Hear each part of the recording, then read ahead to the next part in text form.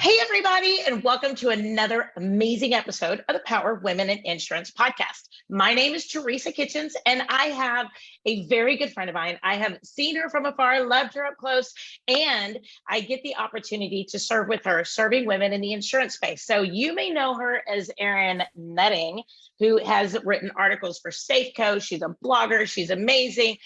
But we also know her as Erin Kaiser, not newly married, but recently married out of Tucson, Arizona. Erin, welcome to the podcast. We're excited to have you. Hi, friend. Hi. As I mentioned to you, you make me sound way cooler than I actually am. So for that, I thank you. You've brought extra caffeine into my life and energy this morning. So I'm so happy to be here and to support you and everything that you're doing. I admire you so much, and everyone that you've had on. You're doing good things, friend. You're doing really good things. Keep at it. You're very, very sweet. Well, I think one of the things that you and I talk about, you were on the podcast earlier back in 2020, back when we first started.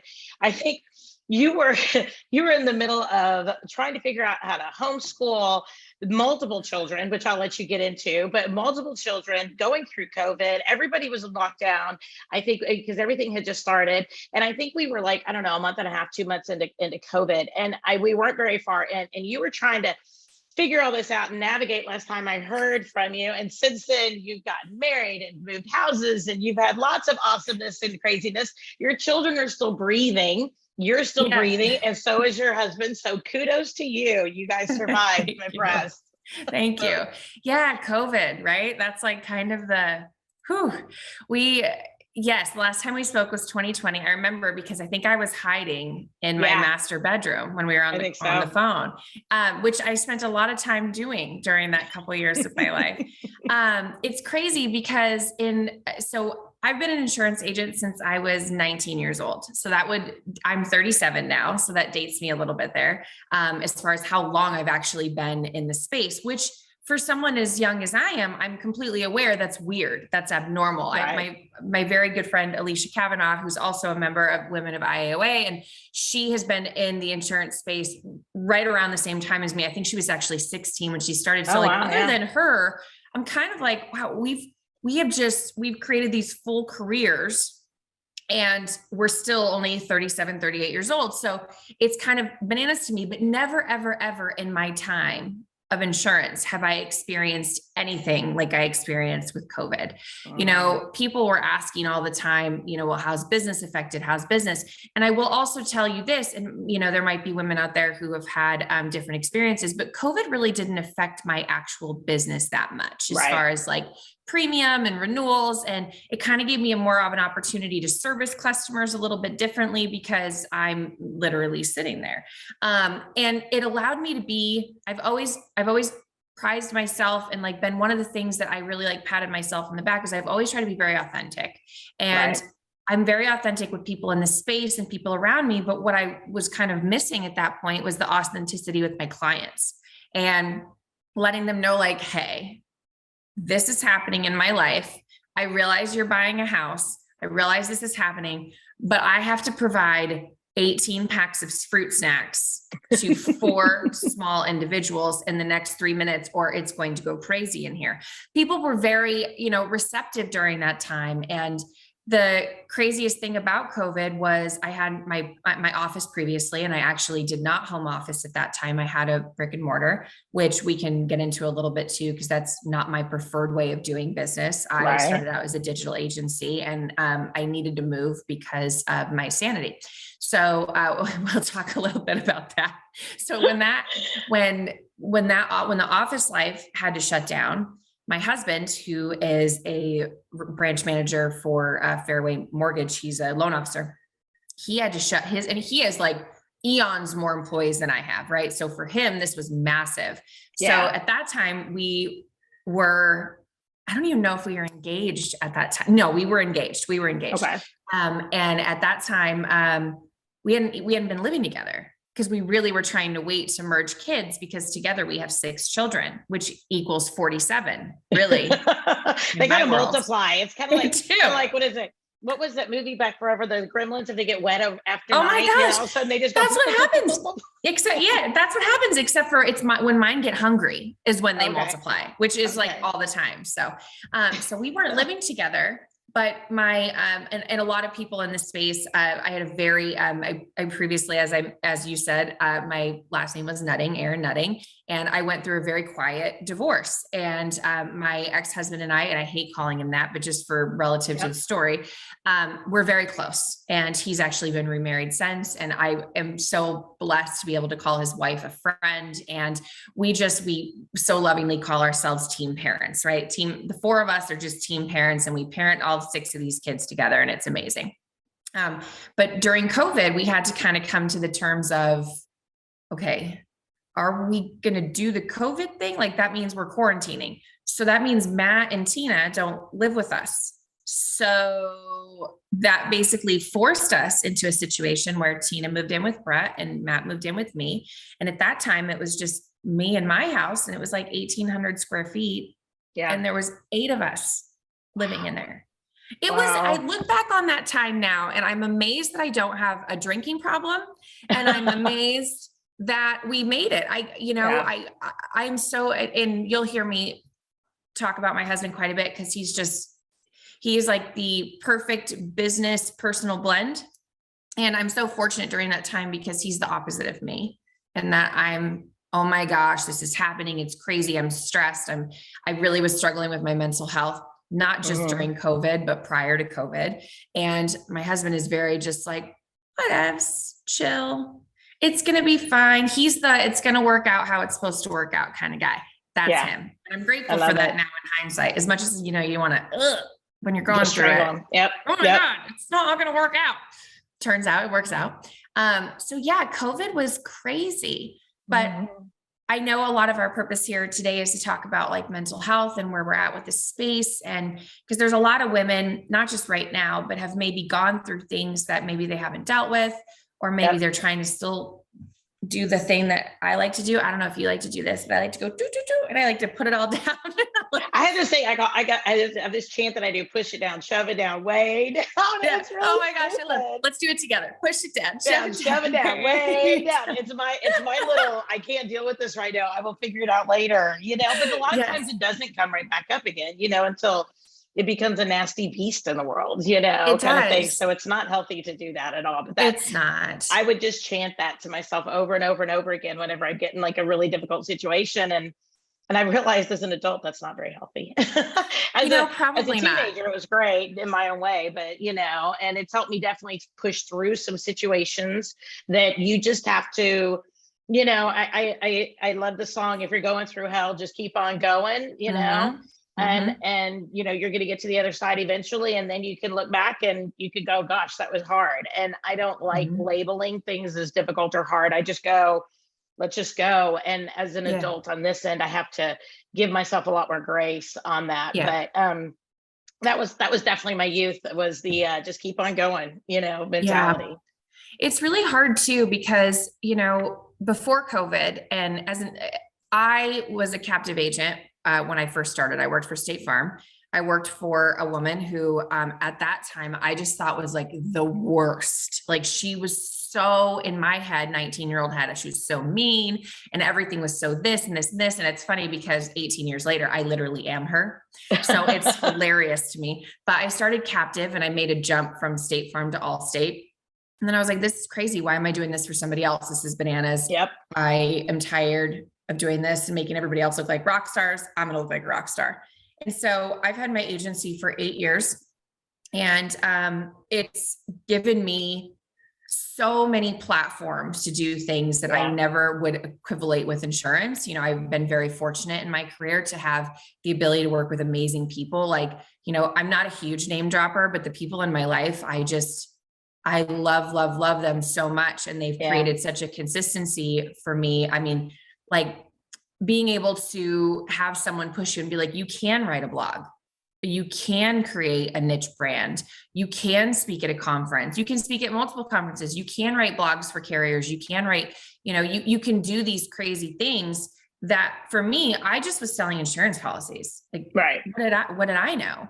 And so I'm so grateful for my time in the space. And I will say the last 8 years have been just incredible, up and down. And there's been a lot of consistencies too, but a lot of that comes with mental health. And I'll never forget, I was speaking at a conference in Las Vegas. And at the time, I want to say, Agency Nation was there, and it's been years since this has happened. And they had sent somebody out to chat with me, Sydney. And Sydney and I were talking, and I'll never forget, she asked me this question, and it really just kind of changed it. I don't want to give I need to give credit where credit is due, because it changed the trajectory of the way I thought, but also it made me question, like, am I really mentally okay as an agency owner, or am I doing the push, push, push, shove, shove, shove, not addressing it? And the reality was, I really was doing the push, push, push, shove, shove, shove. So she asked me, she goes, what do you feel like your biggest sacrifice was in starting the agency? And I'm like, again, Sydney's a friend. So for me, I'm like, okay, if I cry in front of this lady, she's not going to care. But, for a long time, I always thought my biggest sacrifice in my agency was my marriage, right? Like I always equivalated my children's father, he was there when I started. We were married for quite some time. I mean, we had gotten together when I was 20 years old. So we were together for a long time. And I had always thought, like, at that time, I was like going through a really hard time in my marriage. Things were really rough. But then the more and more I started thinking about it, I was like, well, wait a minute. Like, I think actually my biggest sacrifice was me. I think I sacrificed myself for this business, and not just I don't know if you probably can, more than anybody can imagine, like you could probably relate an immense amount, because you're not only sacrificing yourself, like I'm not saying you're selling your soul here, but you're sacrificing yourself because your own business, your agency, but then take it out a little bit. I was starting to really take off, like in public speak. People were asking me to be at conferences. I mean, like, who gets paid to speak at a conference? Bananas. Once I figured out that happened, I was like, full send, let's go. Right. So I had my agency that I was sacrificing me for. I had the industry that I was sacrificing for. And then on the outside, I had nothing left for anybody else. And that includes myself. And as much as there's a lot of components in, I could have done better, right? There's a lot of things, like everyone's like, oh, you got to take time for you. That's very easy to say. It's much harder to live, especially when you're a one-man show. And I was a one-man show for quite some time. For the majority of my agency, I was a one-man show. And so I think sacrificing myself was like the biggest eye opener. And then from there, I just took a total downhill, and I was unpacking things, and I wasn't healing from the unpacking. Yep. I was just like, go, go, go, ignore.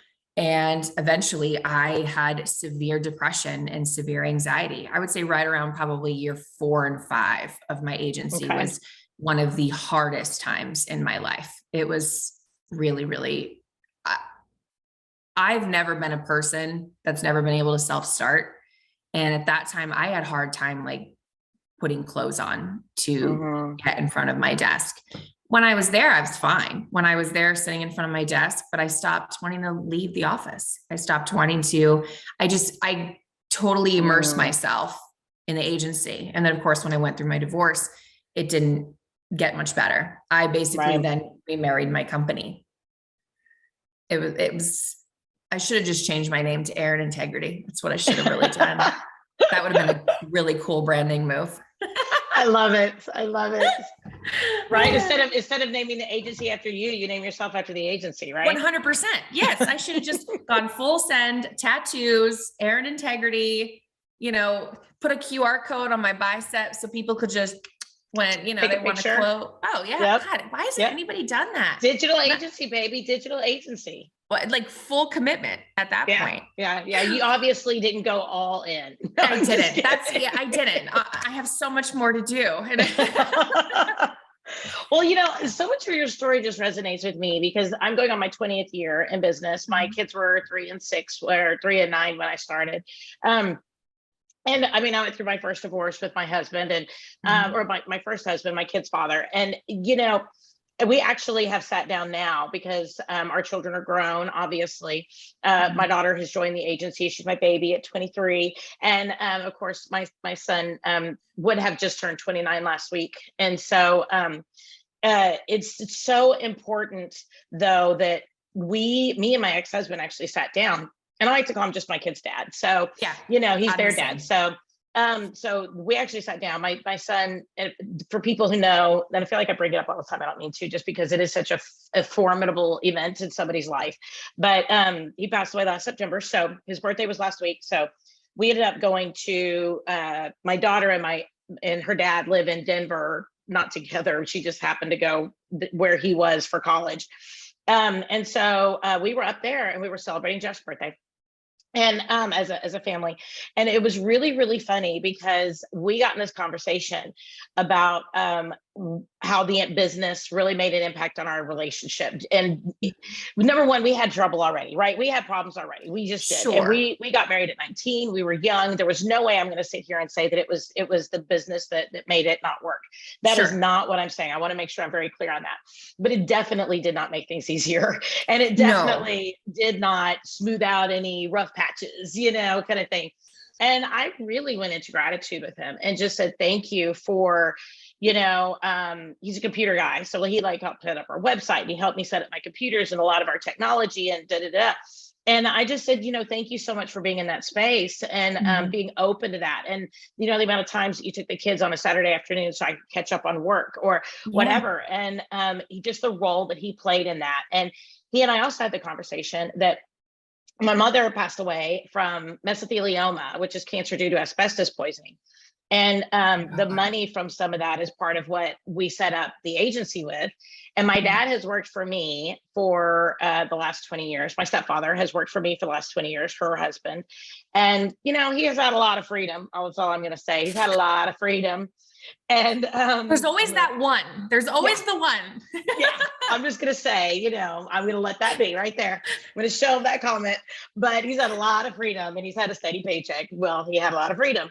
And so, the business took care of me. It took care of my children. And then when my son passed in September, my daughter came to me in October and said, hey, I want to join the agency. I love what it did for our family. And I love what the industry has done and what your role is in it. And so now she's been licensed and she's joined us. And that's amazing. He and I had this conversation, just that time in our space, even though it was really, really difficult, has really helped to frame our family in so many different ways. And we both just went into gratitude for the difficulties that came from it. So I think your story is so true. We push things down.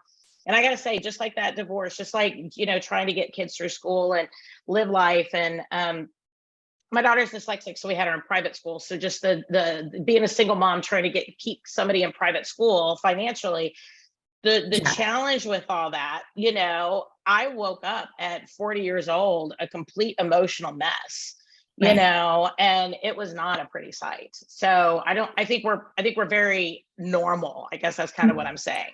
Yes. And I want to address something real quick because it means a lot to me. I know you feel like you bring up your son and his passing, and I want you to understand that is 100% what you should be doing and living in his memory every day. It's funny. I lost my brother when I was 17 and his name was Jeff. And so it's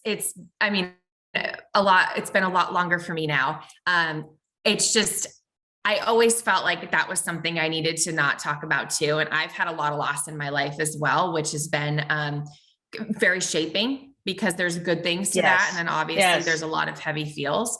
But I think a lot of times, even in speaking to women who might be listening to this, who, are trying to figure out their own mental health, like the one thing I wish that someone would have told me when I was going through all this stuff is I joined this will be how long I've been. I joined IAOA when there was like 25 people in the group. Oh my gosh. I'm not talking the women of IAOA, like IAOA main group, like 25 people. And I wasn't able to go to the first conference because I was 9 months pregnant with my daughter, Samantha. Oh my goodness. So I couldn't go, but I was, I went the following year and I actually spoke at the event in San Antonio. And for those of you who went to San Antonio, it was just this, like, you walk in and there's this vibe, right? Like everyone, this sounds crazy, but this is the mentality that I was in at the time.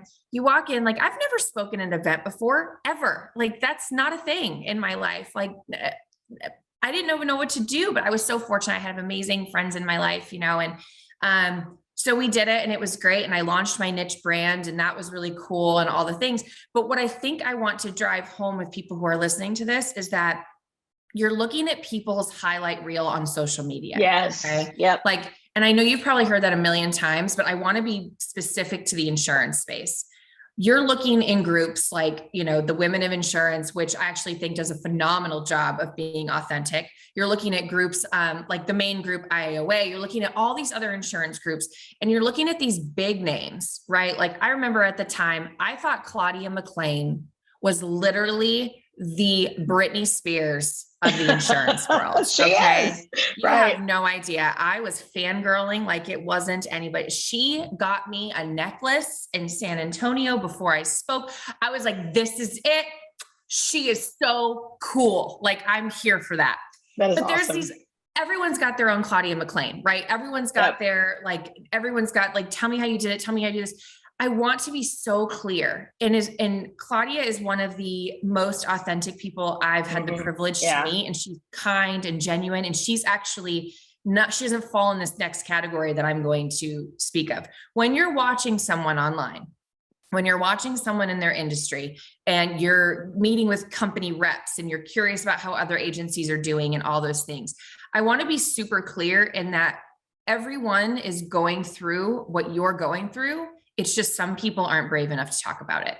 And you have to be so careful if you are like, maybe you've read some of my blogs. And I've written some pretty bold ones. Like, I had written one previously for, I want to say, gosh, I think it was Jason Cass. I think in his little group that he has. I wrote this blog about basically emotional terrorism and what that means in your life and what that means for your agency life and how you're taking care of all these people, but you're not taking care of yourself in ways that you can get out of that funk. I want to be clear, when I was writing that article, I still was not taking care of myself. Here I am, I'm writing an article, it's like the coach who can't compete, right? Like, that's what I was doing. And I'm really happy to say things are a lot different now, with a lot of hard work and a lot of things, but I still can revert back very easily. So if there are women who are listening to this and who are like, oh yeah, I don't know, how does she do it all? I don't. How does Teresa do it all? You don't. I don't. How does anyone it's such false.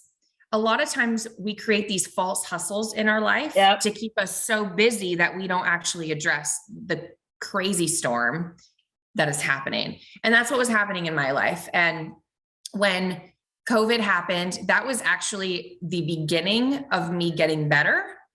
That 2 years prior, after I spoke at that conference, was just an absolute nightmare emotionally for me. And I had to learn, who I was. And a lot of women I've heard, now I'm 37. So a lot of women I've heard, really found themselves in their 30s, but even more so in their 40s. And I can't wait until those days.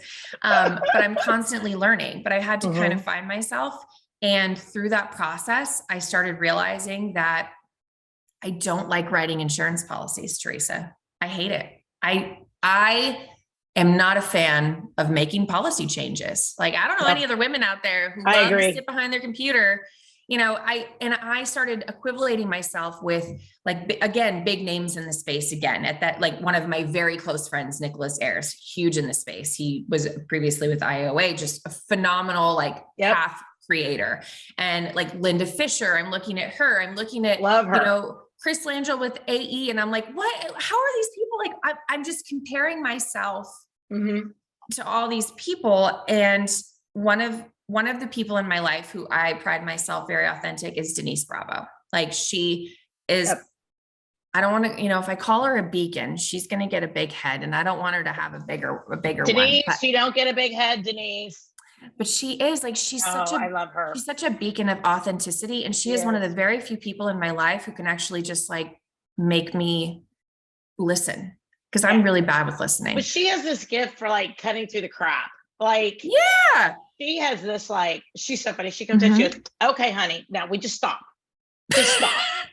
And if you're watching the video right now, if you know Denise, you're like, you can see it, right? So anyway, and she's just like, she's like, okay, so the truth is, and this is what's really going down. And you're like, okay, let's go, Denise. And you just want to jump on her train and you are just going with her. She just has this gift. And she's so just real, down to earth, authentic, but at the same point, she's such a force. You know, she is a force.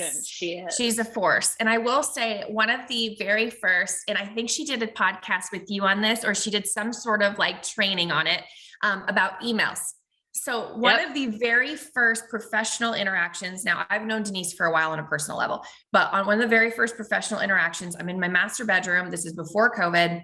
And I have like so many emails that I don't know what to do. And we got to this point where like my oldest daughter had some things going on where she was hospitalized for a little while. This was a long time ago. And so I was so bogged down. I was still very new in my space. And so Denise comes in, she's like, we're filing email bankruptcy and it's happening. I was like, I'm sorry, I don't even know what that means. And she's like, we're going to move all this garbage to a folder and we're doing this and we're going to go through. Anything that comes today, we're going to handle and everything. And it was so mind blowing to me because it's almost as if like, because she gave me permission to do it, it was going to be okay. It was crazy. Right. But it was terrified you the moment before, right? It terrified you the moment before. But then when she did it, you just went, yeah. I mean, there's just this like, and the world didn't end, Erin. Your world did not end, right? No, I mean, you were okay. Probably got better, to be honest. Got better. But like, if you really think about like, as being in the space and looking at all these people, it's really easy to kind of get down on yourself and think, okay, I'm not there. I'm not a Claudia McLean. I am not doing all of these things. I'm not creating like video platforms and all this, like, that's not what I was doing. But in my own right, I was still doing really great things. And then when COVID happened, my family needed me to show up in a different way. And I think that's a lot of struggle.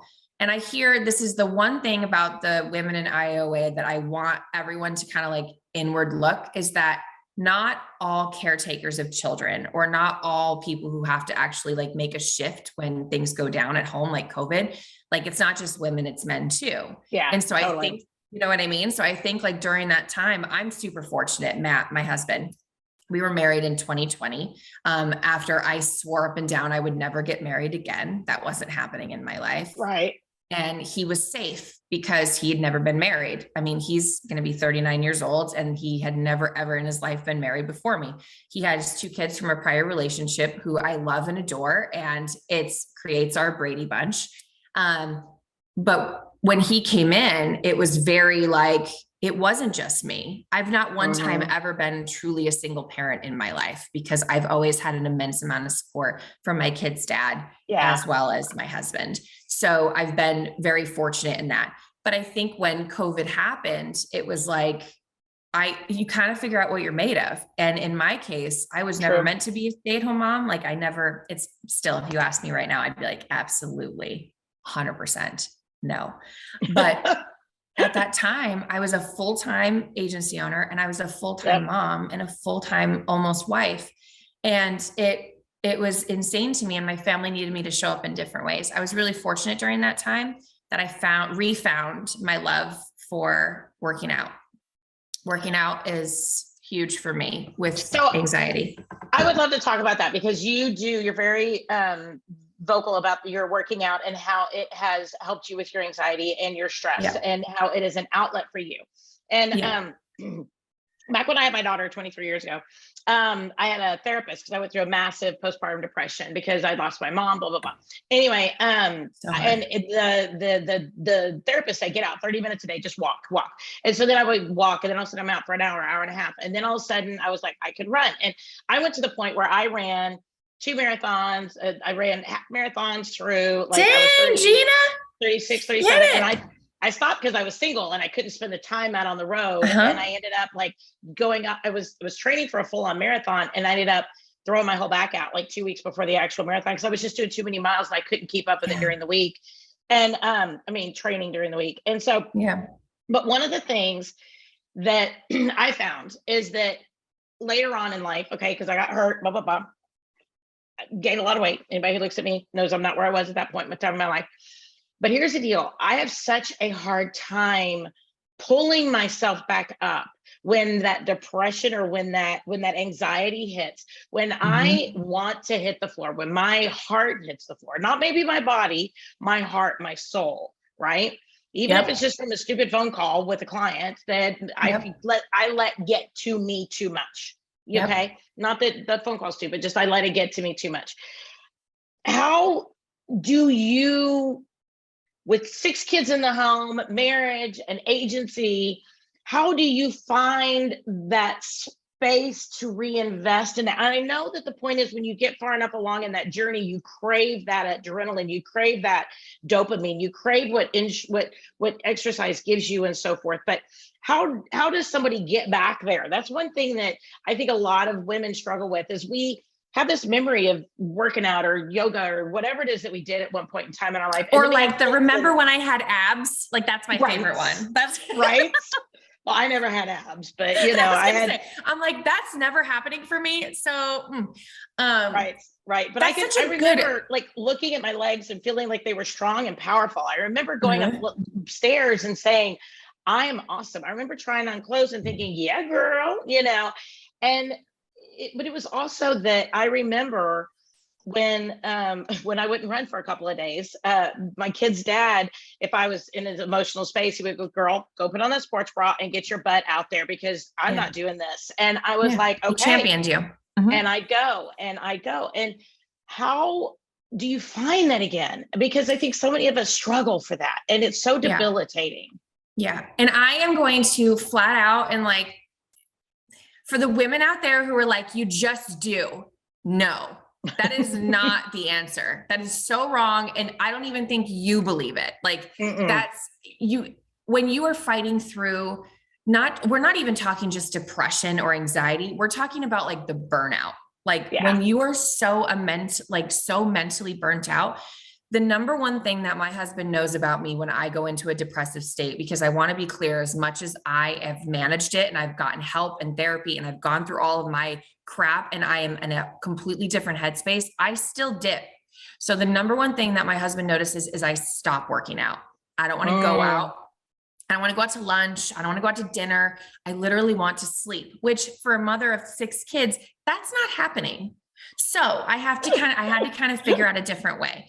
The number one thing that I actually loved to do, and this sounds so probably vain and crazy, but I love me a good before and after picture. I just love it. It's one of my favorite things.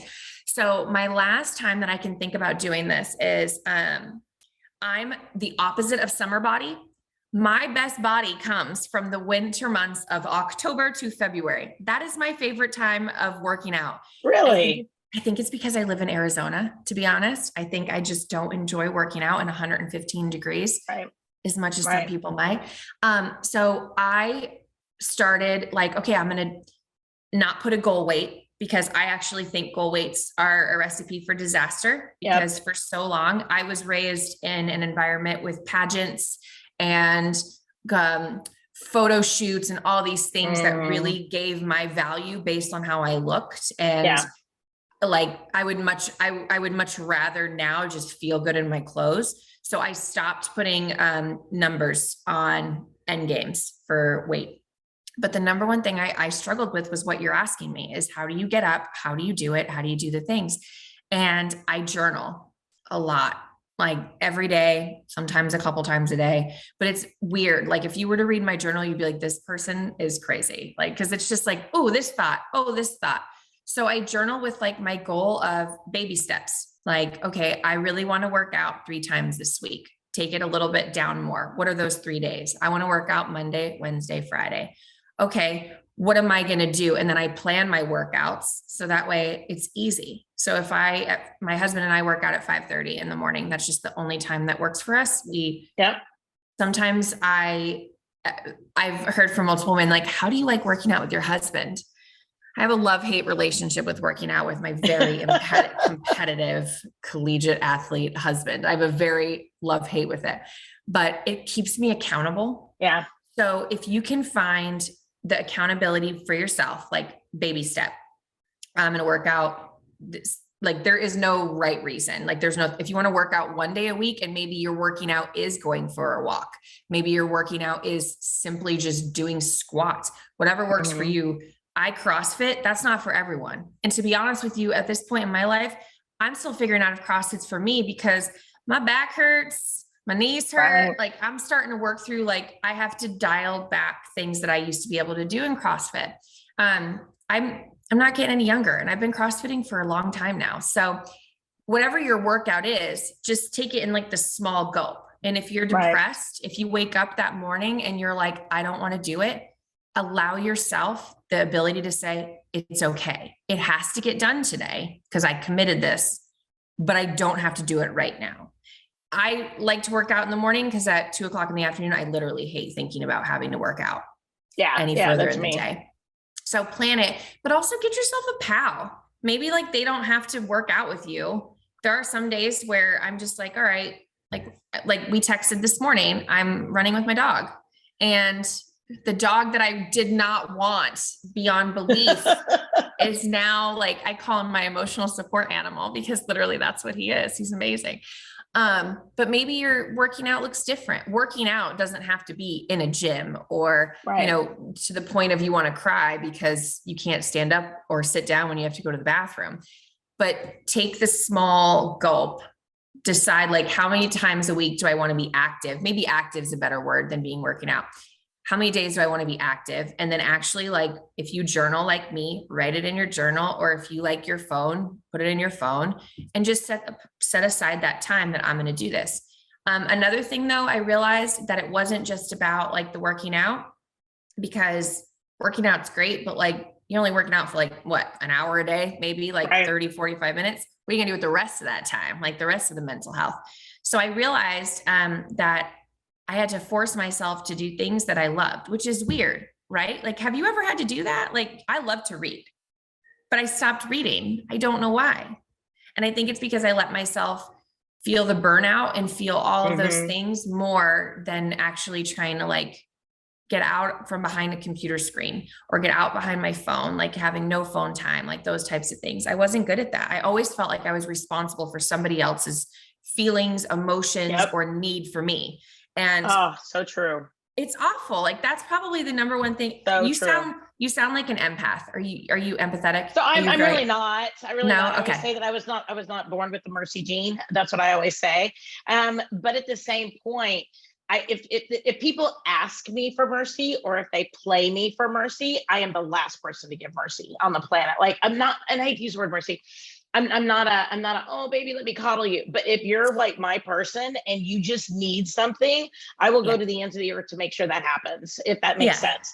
You know, my sister, on the other hand, she like feels everybody's everything. And like, she takes it on personally. And there's a lot of things that I'm kind of like, I have what I call the you do you boo rule. And I'm like, you do you boo, like, that's not my space. That's not my place. And I'm very okay with that. But if I do feel like it's my place, like my kids or my husband or my team, or even some of my clients, you know, if they call me crying to some degree, you know, whatever, I'll do anything to make sure that stuff gets taken care of. And it's so interesting because most women, most people in general, the human gene is we do that, but we don't do that for ourselves. And that's what, during the last year specifically, I've really been feeling responsible for myself. I've been feeling, which is funny because that's such an interesting, weird way to say it, but I've been really responsible for, I'm really tired of having the dips. How do I get out of that? When did this start? And like having to really dive deep and unpack things in therapy. And a lot of the things started when I started my agency. And that's just kind of the, oh my God moment that happened for me. And I realized, okay, I need to really unpack this a little bit. And then you go back and you're like, wow, I had some really great stuff happen. Like how great of a world that we live in, that we're able as individuals to say, I'm going to open a business, I'm going to do it, and I'm going to make money. and not just a little money, like you can make however much money you really want or that you want to apply yourself to. How great of a world that we live in that gets to happen.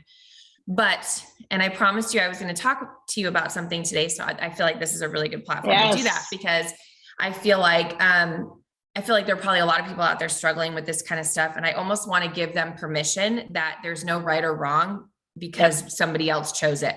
So recently, within the last year, as I mentioned, I'm holding responsibility for myself. I've really been figuring out if I want to continue to be an agency owner. And when I say that, it's weird because I run a successful business. I've been in it for 8 years. Like it didn't fail. It's still very successful and going great. I've had the privilege of working with so many amazing people, and there's really no reason for me to get out aside from myself. And I realized that there was a couple of things in my career that I would have done differently that might have saved me for my ultimate best choice for me. And my ultimate best choices for me is selling my agency. So as of September 1st of this year, I no longer will be an agency owner, which I like still, it's like really crazy to say it out loud. In fact, like I've said it out loud maybe 5 times. So wow. I know. But I love that you have said, I need to do what brings me joy. And I need to do what sets my soul on fire. And I talk about that a lot on the podcast. What sets your soul on fire, right? If you don't love customer service, like we talked about, go hire somebody to do your customer service. Amen. You know, if you love sales, that's great. Go sell, right? If you hate sales, don't sell, right? If you love, organization structure, if you're an operations person, do operations and hire the people, but do what sets your soul on fire. Some agency owners want to be in the middle with the people, and they want to answer the phones, and they want to do stuff. Some people don't touch that stuff with a 10-foot pole. Right. And all of it's good. All of it's okay. And even if people are in sales, if they are in service, if they need to transition, I've talked to so many people who said, I've done this, and this with carriers and so forth. And it's great because they found the pieces of their career that sets their soul on fire. And I think that sometimes we, as women and or as agency owners and or in leadership of any kind, pigeonhole ourselves that we say, I started this, I'm doing this, I have to do this, or it's going to kill me if I'm not, if it kills me, that's okay, because I made this choice and it's mine. And we forget that we can still have another chapter if that's what we want. Yeah. And it's crazy because you say that, and it's, when I made the decision, my decision was actually made. My 2 oldest girls are getting ready to transition. They're going to college. So I have one moving out. One has decided to stay home with me for another year. Thank God, because I couldn't take both of them at the same time. Right. So everything in my life is going through this huge transition right now. And I still felt this immense weight. And again, it's really hard to walk away from something that's making you money. Ultimately, I work my 8 hours every day, but like I'm 8 years in at this point, I'm not working 70-hour weeks anymore. That's not a thing in my life. Like for all intents and purposes, this is what I'm saying out loud to my husband. I should be happy. I should be happy in my job. And this is a true, I am a walking example that you can still function at your highest degree. You can still build a successful company. You can still work out every morning at 5:30 a.m. and still be done with your kids after dinner time and still not be happy because you don't feel filled. And that is what was happening with me at the agency. The pieces that made me feel filled, I stopped working on. The marketing, the blogging, the really diving in and finding fundamentally, what does my client want? What makes them think? How can I grow? That stopped right around COVID time. And a lot of that was because of COVID, but a lot of that simply was just because of me and because I have been holding in all the marbles and all the pieces and trying to do too much on my own. And like you just said, this is my baby. This is, and there's been more happy tears than sad tears about this entire journey and experience. And like I told my husband too, how crazy is it that we can start the business and do all the things, but how even crazier is it that I'm essentially quitting my job, but someone's going to pay me to do it? How nuts is that? It is just so wait a second. I built this business. I made money off of it all these years, blood, sweat, and tears. And now I'm like, okay, I'm going to go do something that makes me whole. And I'm going to take the pieces that made me whole and what I learned and the platforms that were created for me and the relationships that I had. And I'm going to leave the insurance space. And that's something that I want to be super crystal clear about. Obviously, we're still at the very end of our transition. And that might be something later on too, that like, I can always touch back with you on, because I think there's a lot of agency owners out there that are worried, like, okay, transitionally, like, what is this going to look like when you buy or sell or anything like that? And we are doing something a little different. We're doing something in a different way to make sure everyone is snuggled and loved and held tight and through this process. And it's been a really positive process. And, but I want to be clear in that I actually am getting out of the insurance space. So it's not me making, it's not me making a move to another agency. I'm not going to a carrier. I'm not going to a marketing like company with an insurance. Like that's not something that, I think my time in insurance is just, 18 years has been a good ride. I'm just going to take what I learned here and what I've learned to be able to equip myself with, positive tools for mental health and physical health. And I'm going to take that and actually create like a well-rounded person that feels filled, because nobody's responsible for that, just me. And, you asked the question, like, how do you get yourself out of a funk? And you're relating it to physical funk. Yes. Like physical and but emotional. Yes. I think sometimes though that funk tells us that we're out of alignment with our soul. 100%. I think that's literally what I was going to say. What I was going to say. You took the words right out of my mouth. I think we have to ask ourselves that question. What is it here that's not working, right? It could be that we went through a trauma in our life, a divorce or a life situation, a loss, a loss of some sort, a personal emotional loss, right? A physical, financial loss, whatever it could be. Somebody could be ill. There's a tons of losses out there, that really we need to make sure we dive deep and do that diving deep to be able to figure that out, to be able to get over that funk, right? And I totally agree with that. But sometimes it's just we're not in alignment. Sometimes it's just that we've changed. I always say insurance is like a great pair of jeans. The same pair of jeans that fits you when you're 18 does not fit you when you're 35. It does not fit you when you're 80, right? Or when you're 50, right? It just doesn't. So insurance is that way. But I think it's a great life analogy too, right? The same life that I had when I started this agency. I was 28 years old when I started my agency. The life I had at that point is not the life that I have today at 49. Right. And it is very, I would have been 29 because it's going to be in March. Anyway, so, but it's not that I'm not the same me. I'm not the same person. So why do we pigeonhole ourselves into the fact that we have to do the same things? If somebody worked for a company and they made a career change, we'd say, look at them. They're doing a great thing. But because maybe somebody's in ownership or, whatever, we think, oh, did something go wrong? No. Right. This chapter is just done. This chapter is absolutely just done. That is such, it's so interesting because the close friends that I have told that this is happening out of the industry, they have all been super celebratory. And I have a very core group of 5 friends that I've had for years within the industry. We have our own like little group chat. It's a whole thing. And so I have my 5 outside, my 5 inside. Both of my 5 people on both sides were immensely happy, congratulatory. Yeah.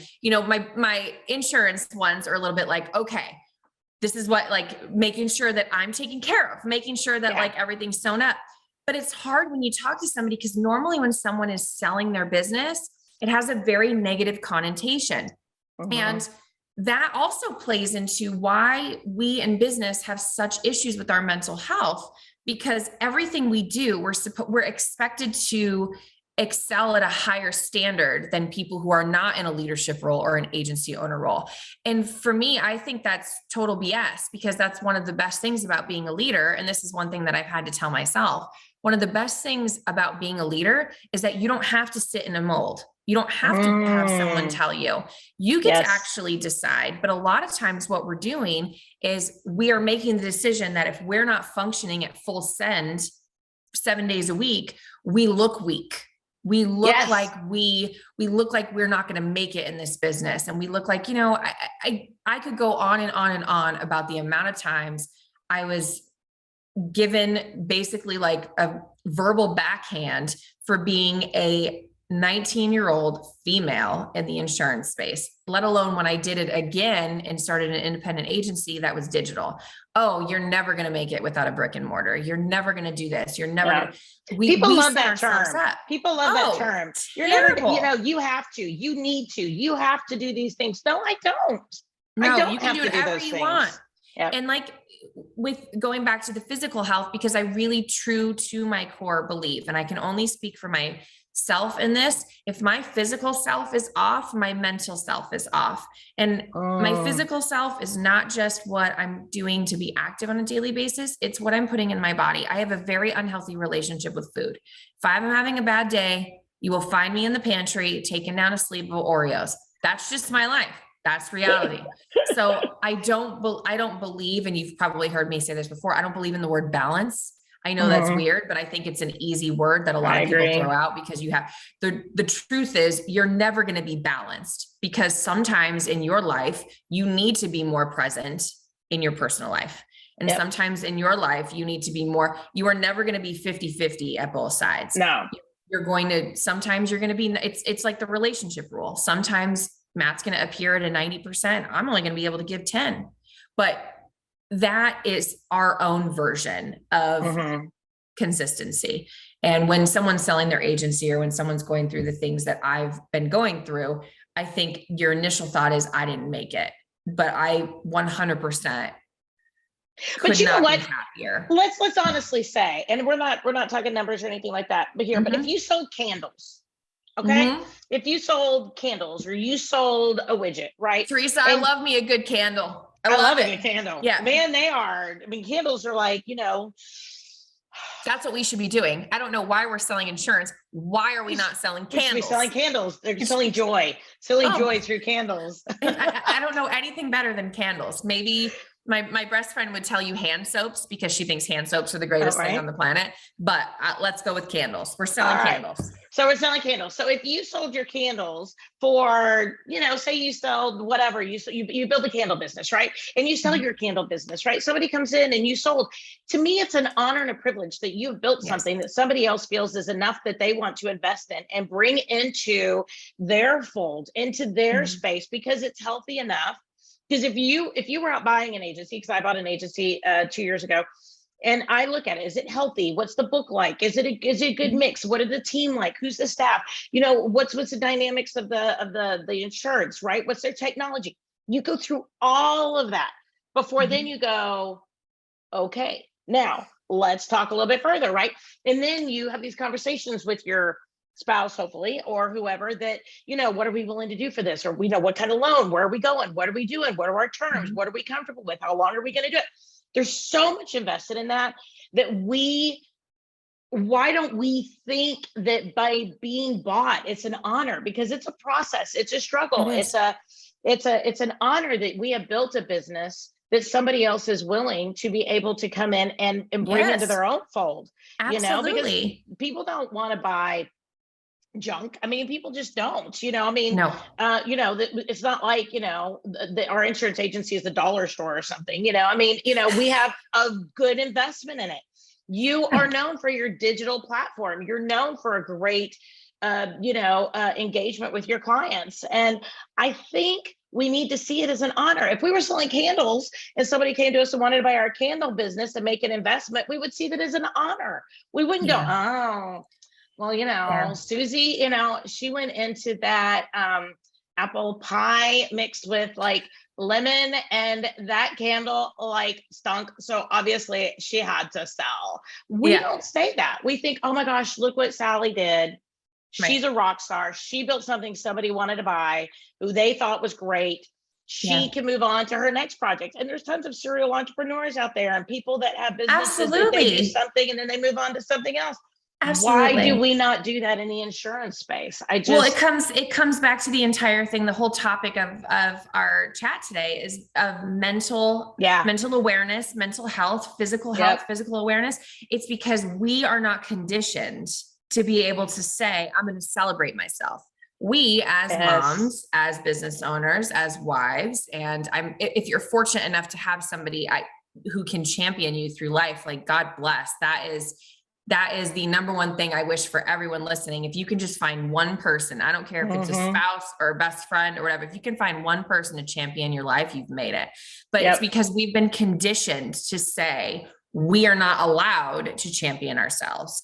And that is why we have negative connotations when it comes to, oh my gosh, I feel depressed. Something's wrong with me. Oh my God, I have anxiety. Something's wrong with me. Like depression and anxiety are real. And the majority, I'm sure there's some crazy number of women who are business owners who have it and who are struggling through it and who are making it. The difference is that when you are in a leadership role and you are an entrepreneur and you have something that fuels your fire, your ability to actually have the want to move through your depression or be aware, it can be so fueling for your next step. Like if you look back in my journal from 2 years ago, you would see a woman who was just broken, just, which is funny because my husband and I have almost been married for 2 years. And if you think about it, like engagement, like you're engaged. Oh, this is so exciting. Wedding. No, my wedding was canceled because of COVID. Like we had so much stuff happening. We had 8 people living in my house. Like I was at the epitome of just, I needed to figure something out. And it took me a lot longer than I should have allowed it to. But the reality is it came from me sitting at my computer every single day for 8 hours a day and truly not being authentic to myself. And being authentic to myself looked like, Erin, you are done. Like you've done something great. You've built something. You've made impacts. I would like to think I've made impacts in people's lives. Absolutely. I would like to think I made an impact in the insurance industry. Like there are 100%. Times where I'm sure, when I'm sitting in bed at night, I'm going to think, oh, policy change. I'm sure that's going to happen. Hopefully. But I'm really, really looking forward and appreciate you for giving me a platform to actually talk about it because it's such a celebratory thing in my life. And so many people have asked me, and I'm sure we're going to have people like commenting underneath, like, what are you going to do next? Like, and isn't that the coolest thing that here I am, 37 years old. If I was a police officer, I could go 2 more years and I could retire. Like how bananas is that? Right? Yep. Like crazy. So I'm 37 years old. Like I have so many tools and so many, the people I've surrounded myself, that's another, that's something else that if you can do anything in this space, surround yourself with people who are just going to shoot you straight. Not if you're sitting with somebody and they're telling you how big their book of business is or how many people they have working for them, find a new table. Those aren't the people you want to sit with. Who cares about how big somebody's book is? Let's talk about making something together. Let's talk about making something cool and changing the industry and changing the world. Building each other up and supporting each other and making the world better for the next generation. I mean, I think that's really where the power is. Absolutely. And give yourself permission to say, you know what? I think it was a Beyonce quote. I have to really dig deep for this one. I can't remember exactly, but I want to say it was her. We'll just go with it. Said you can, if you wake up in the morning and you're like, I really don't want to walk today. I really feel crappy. And maybe your walking looks like something different. Like everyone's version of working out is different. Right. But if that's your thing and you're like, I really don't want to do it today, you're allowed to feel that. You're allowed to sit in that space. You just can't unpack your bags and stay there. You got to keep them packed so that way we can figure something out moving forward and maybe change it up a bit.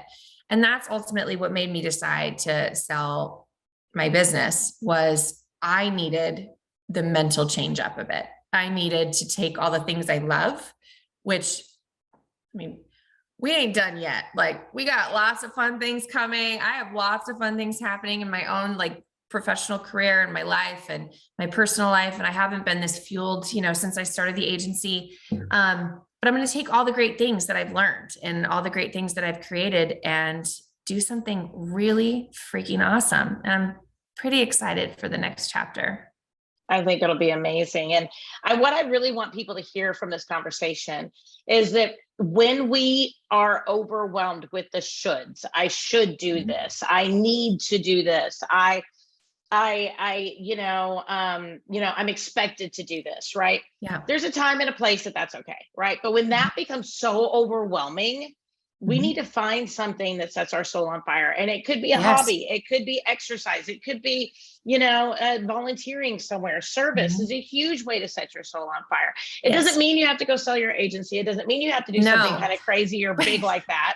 Right. Like if you're having a bad week, do not sell your agency. Like we're talking about, like, this has been like a year in the making of me really feeling this and going through this. And this is obviously, this is all very personal to me. Yeah. And, don't quit on your worst day. That's kind of, and this is funny because as a mom, for all of you nursing mothers out there who have nursed babies or had to, when I was going through that with my youngest, I had this lactation specialist tell me that quote. It literally is relative in every single aspect of life. She goes, don't quit on your hardest day. I'm like, that's so stupid. Why wouldn't you quit on your hardest day? That means you're out of it. That's when you want to quit.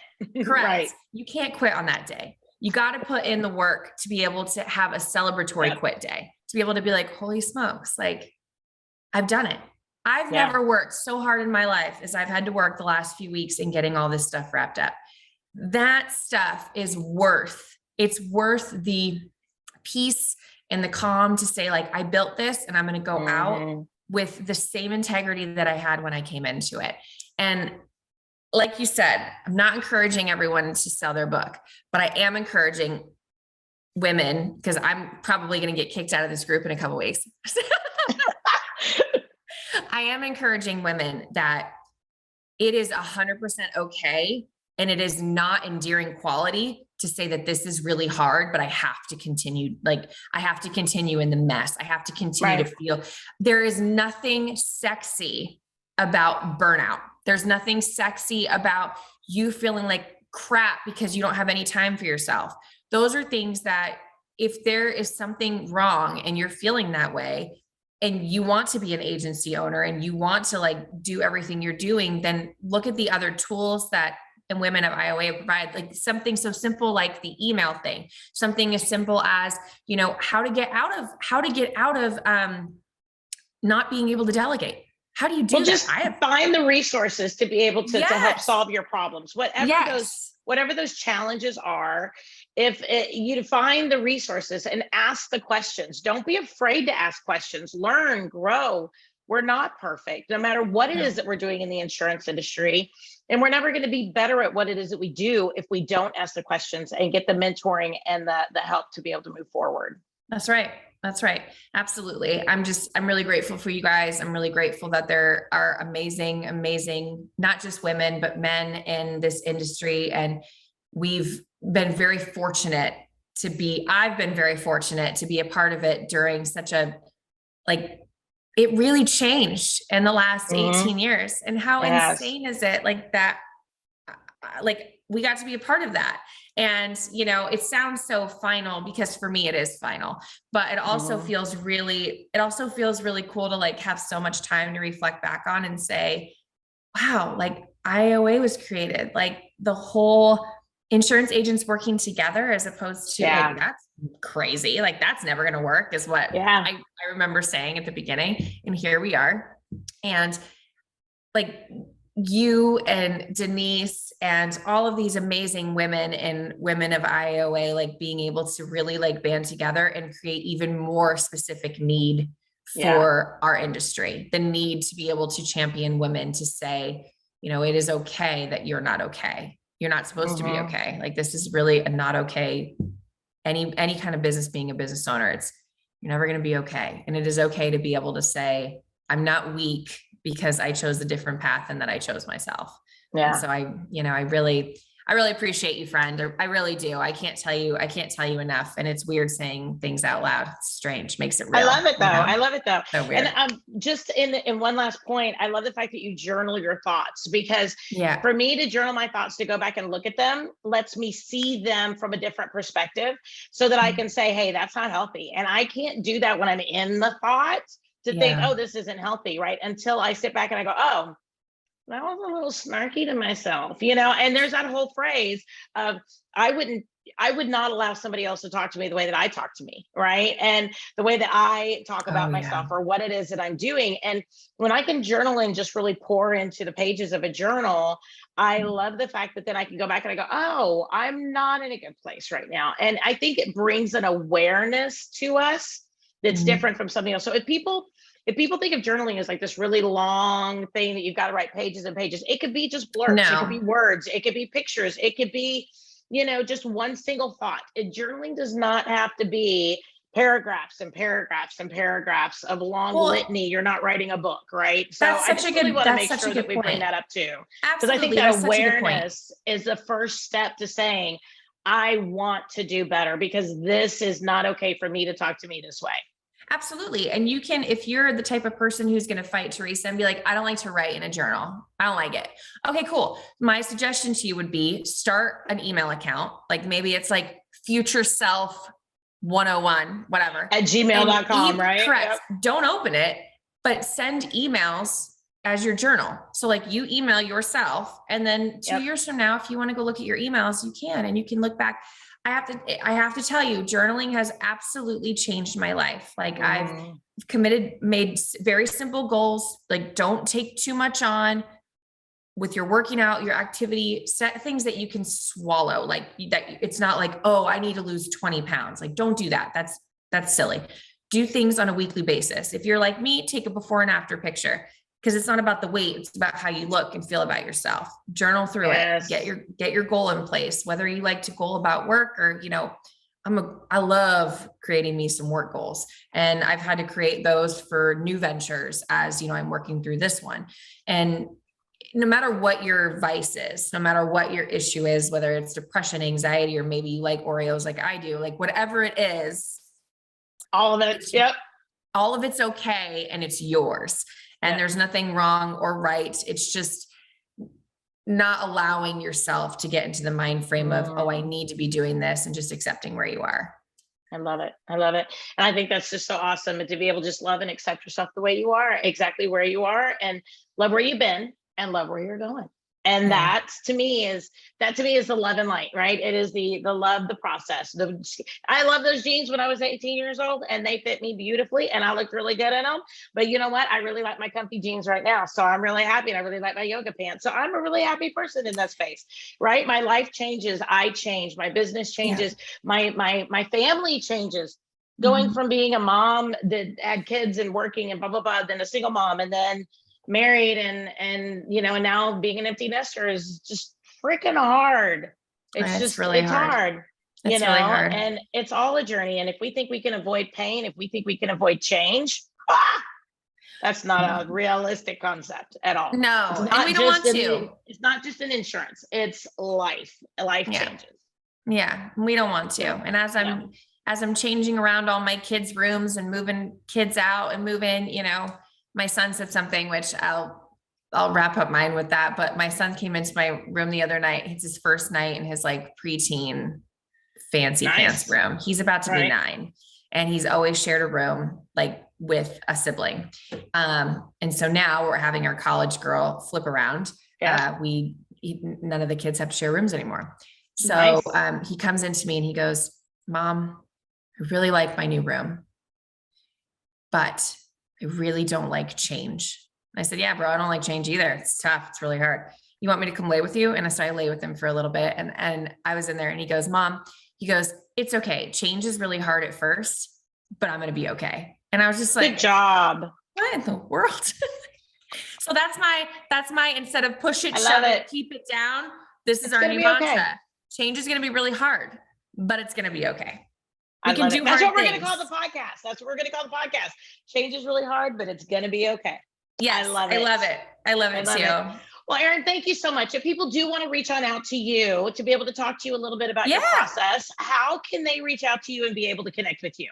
So I which is funny because normally, like, have you ever had to Have you ever had to think about it. unsubscribe from like 800 emails in a period of weeks? I have. So I will still have my email access for me probably into mid-October, to be honest with you. Out of respect for the new agency owner, I really won't get into that information, but they are amazing. And if for some reason your email finds me in that time, they will always make sure I get it. My business email is Erin@integrityinsure.com. Has been for light years. It's going to be weird not having that anymore. That truly is the best way that you can reach me until like mid-October, but you can always Facebook me too. I'm on there as Erin Kaiser. That's a huge way. I've now used Facebook only typically for business stuff. So if you find me on Facebook, feel free to, shoot me a message. I'll be as honest as I possibly can about anything that you need me to be. And, keep in mind, I have 6 kids. So if I don't get back to you at 8:00 at night, that's probably why. I love it. Everybody, thank you so much for joining us for another episode here at the Power of Women in Insurance podcast, where, you know what? We create the opportunity for you to take this amazing information and create your own power in your own space. So we love you for listening. We do drop another episode every single Wednesday. So join us. We're on Apple iTunes, Google Podcasts, Spotify, blah, blah, blah, all the other places that you could possibly think of. So join us every single week. Check us out on Facebook. Check us out everywhere that you go, because we love supporting women in the insurance space. Everybody, I will talk to you next week. This is Teresa Kitchens, and I'm signing out. Have a good one, everybody.